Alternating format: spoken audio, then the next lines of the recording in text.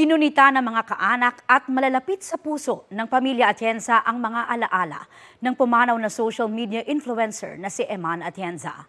Nagbigay rin ng panayam si Kuya Kim kaugnay sa kanyang anak. Balitang hatid ni Vicky Morales. Nagsama-sama sa Heritage Park sa Taguig ang pamilya ng pumanaw na social media influencer na si Eman Atienza. Pribado muna ang burol para sa pamilya at malalapit na kaibigan nila.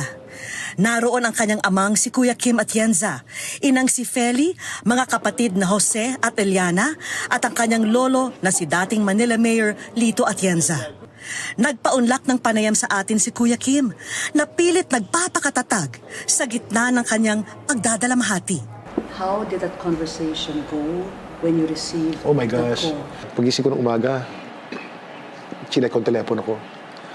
Ang sabi ni Feli, Kim, I have terrible, terrible news.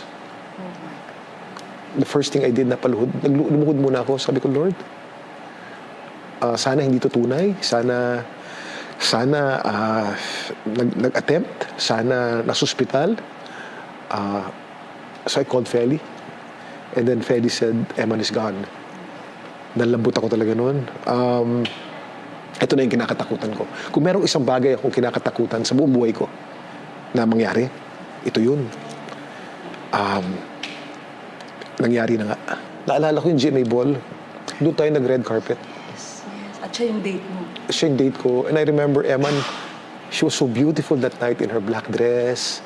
And I was so proud of her because she was so beautiful. And debut niya yun eh. Sabi pa niya, this is my very first red carpet in my life. And that night was just so beautiful. Nakausap ko rin ang ate ni Eman na si Eliana. 2 taon lang ang pagitan nila. It's nice to be reminded of the kind of person that she was. But I don't know what to wear anymore. Makikita ring dumalo ang ilang sikat na personalidad na malapit sa pamilya Atienza. Abangan ang aking buong panayam sa 24 oras. Vicky Morales para sa GMA Integrated News.